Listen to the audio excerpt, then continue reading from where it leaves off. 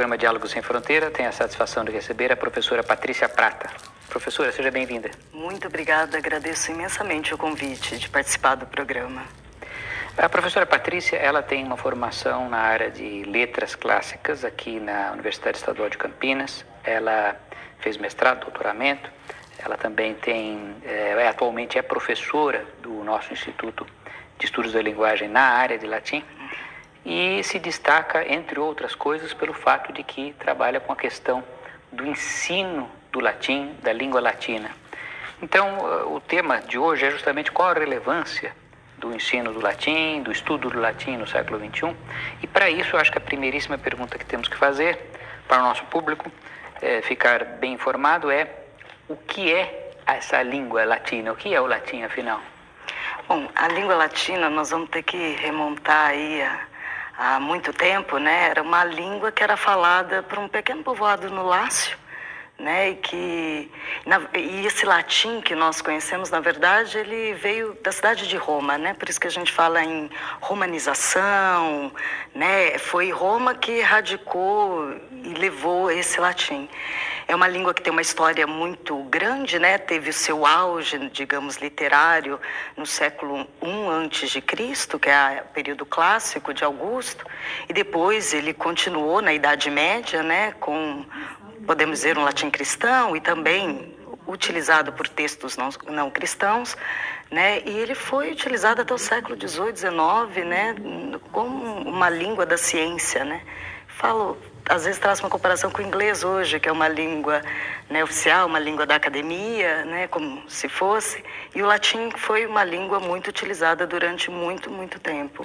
Quer dizer, é uma língua de 2000 anos atrás, que foi usada na literatura durante o Império Romano, depois na Idade Média continuou por muitos séculos, chegou até praticamente a atualidade, sendo usada em diversos contextos científicos e acadêmicos.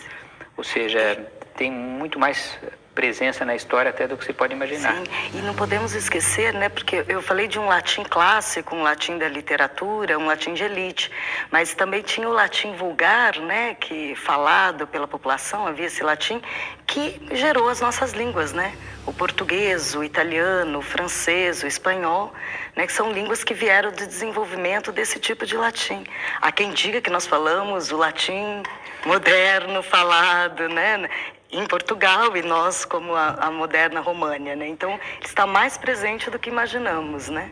Quer dizer, o latim, além de tudo, como o latim original, mas também o latim na forma das línguas modernas, inclusive o português, sim, continua também, no certo sentido, vivo.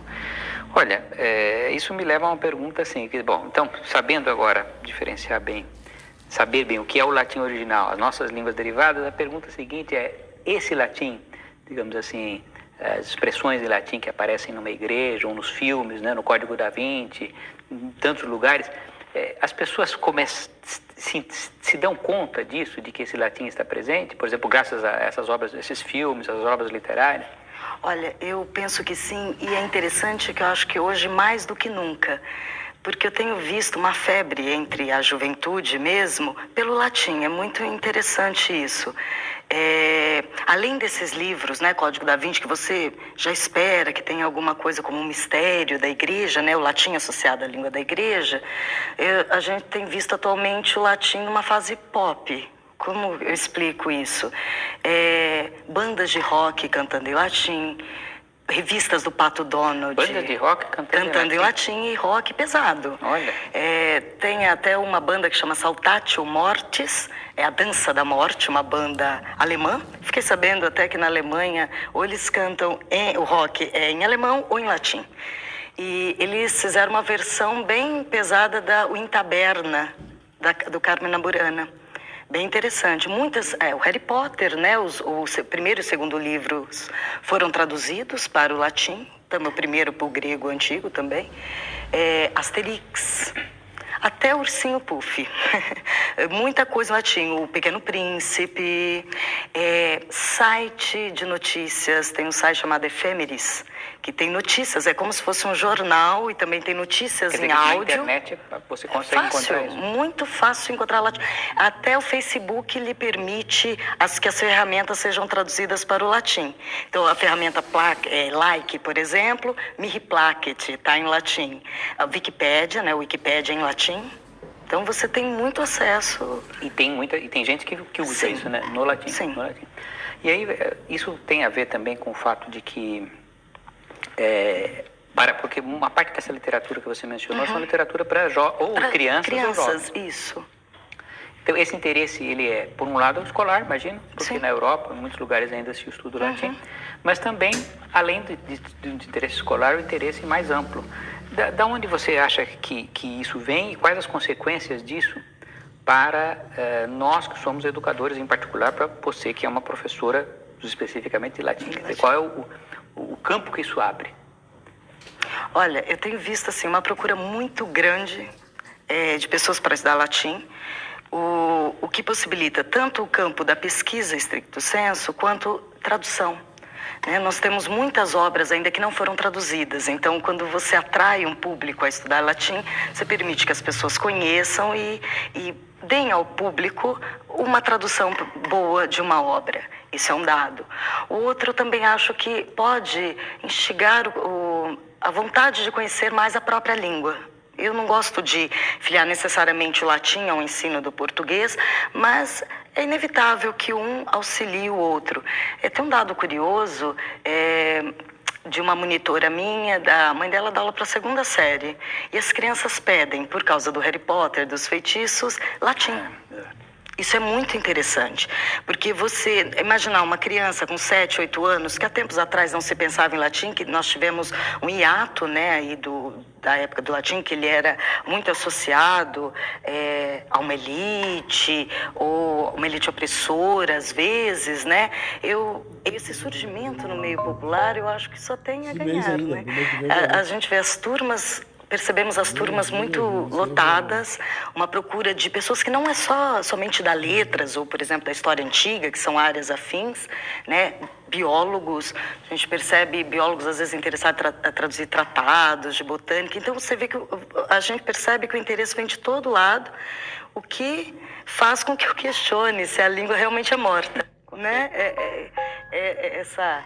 Bom, a julgar pelo Harry Potter não é morta, né? Não é morta, porque né? Quantas crianças, você está falando isso, justamente, quantas crianças não vêm com aquelas poções, não sei se são poções ou magias, os feitiços, para a gente traduzir porque estão em latim. E percebemos, sabe, na última UPA que teve aqui na Unicamp, na Universidade de Portas Abertas desse ano, foi a sala mais procurada. Propusemos pequenos, digamos assim, mini cursos, curiosidades sobre o latim, o que era o latim, o vinho, como eles se vestiam, pequenas coisas, e deixamos lá como programação formar grupos de 5 para podermos abordar esses tópicos. E os monitores trabalharam o dia inteiro, porque não parava. As pessoas procuravam com grande interesse. E o que eu achei interessante é que elas pediam, por exemplo, um minicurso que era noções básicas de latim, que era saber um pouco de caso, como é a estrutura dessa língua. Não é que você espera que entre só curiosidades, por exemplo, só o Harry Potter que eu comentei, mas não, era como é a estrutura dessa língua, que é algo que já mais profundo, que você sai da superfície apenas, né, e de uma utilização moderna. Agora, Patrícia, nós sabemos que você é uma das organizadoras, uma das mentoras desse movimento nacional de professores de latim. E eu então queria ouvir a sua opinião, primeiro, sobre a importância desse movimento, e segundo, logo de imediato, é a seguinte: o estudo do latim, ele era obrigatório para o estudo de letras, em português, portanto. E isso não é mais o caso. Qual a sua e desse conjunto de professores que está se organizando? Então, fala um pouquinho sobre isso. Olha, eu inicio pelo encontro de professores. Foi algo muito profícuo. Em novembro, dezembro do ano passado, não conseguirei precisar agora exatamente a data, ocorreu na Universidade Federal de Juiz de Fora o primeiro encontro de professores de latim, como uma tarde, como uma atividade para a semana de estudos clássicos que eles têm lá. as discussões foram muito profícuas e o grupo resolveu se organizar e fazer anualmente esse encontro. E o segundo encontro já aconteceu. Em maio deste ano, vieram 80 pessoas de várias regiões do Esse Brasil. encontro em Aconteceu 2011 foi aqui no IEL. Isso. Vieram 80 pessoas do Mato Grosso, pessoas do Sul, de diversas universidades, muitas universidades federais, estaduais e também particulares, né? E foi um dia e meio de muita discussão e lá nós discutimos coisas como a obrigatoriedade ou não. E em relação à questão da obrigatoriedade, nós observamos, professor, que existe um descompasso. Enquanto a procura pelo latim está crescendo nas universidades públicas, ele está sendo retirado dos currículos das universidades particulares pela não obrigatoriedade, né? E assim, esses alunos dessas universidades nos procuram interessados em estudar latim, porque eles sentem essa necessidade. Então, eu acho que em algum momento isso terá de ser reavaliado, penso. Mas o que nós percebemos em relação à obrigatoriedade, que nós discutimos isso, se a pessoa escolhe ou não, o grupo chegou à conclusão que pelo menos um latim deveria ser obrigatório, porque como algumas pessoas não têm esse contato, então seria uma forma de entrar em contato e ver se interessa ou não. Não aquela obrigatoriedade também como era antes, né, para que a pessoa possa formar o seu próprio currículo. Porque também o problema, me parece, é que o ensino do latim obrigatório, que perdurou durante muito tempo, era também muito descaranado, porque muitas vezes era, principalmente em instituições mais periféricas, mais débeis, havia muito ênfase em decorar uma ou outra declinação, alguma coisa, e que a pessoa também não tinha uma visão, então, também muito pouco profunda. Não sabia o que fazer com aquele instrumental. Hoje nós temos métodos muito bons que são utilizados, que você já começa lendo o texto. Então o aluno, eu acho que tem isso também, né? Ele vê um objetivo para o curso, que é ler esses textos antigos, né? E poder acessá-los e auxiliar nos seus trabalhos. Esse é um aspecto importante, porque muito poucos irão seguir uma carreira de se tornar um estudioso do latim. Mas então, quer dizer, o latim servirá provavelmente a pessoas, como você disse, desde biólogos até químicos, passando por historiadores que estão interessados, digamos, em conseguir entender um texto. Encontrar a raiz até da sua própria ciência, né? O químico foi interessante, eu lembrei da alquimia, você tem toda uma tradição alquímica, né? Quem trabalha com tradução, então você poder acessar os comentários de São Jerônimo sobre tradução.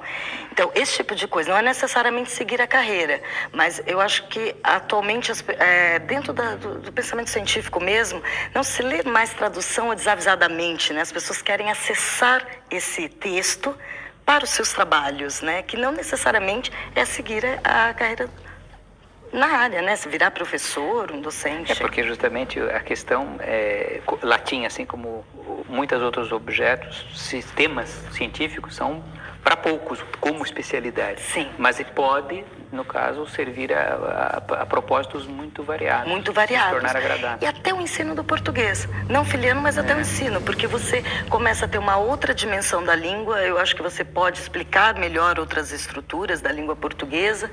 E talvez resgatar algo que está faltando, né? A nossa língua ela não surgiu agora. Tem uma história, né?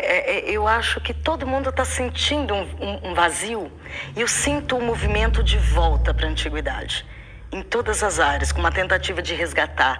Não sei se a modernidade se esgotou, não sei precisar, mas eu vejo esse movimento. Porque se nós pensarmos naquela dado inicial que eu dei de banda de rock, então parece que se esgotou até o assunto do que nós temos, e eu vejo essa volta, uma volta poética, uma volta científica às vezes, né? Uma redescoberta.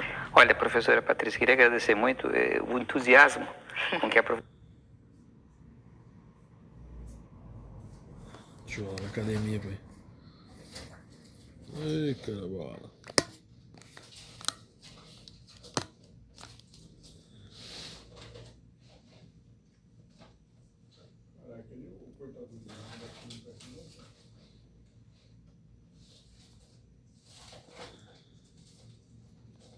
Tá aí, moço. Tá aí, eu não tirei. Vou lá pra academia. Tá aí, eu não tirei não.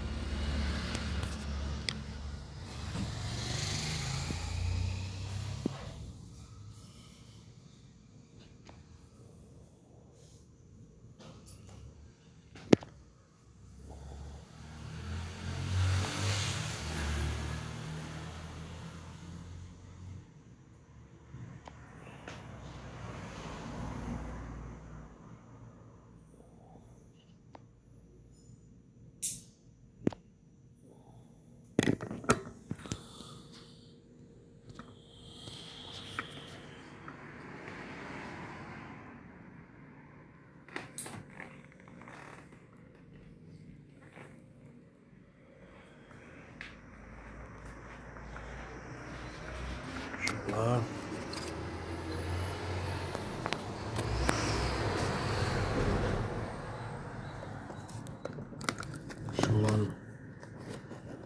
Chular. Mas eu tô aí, viu? Não demora muito não.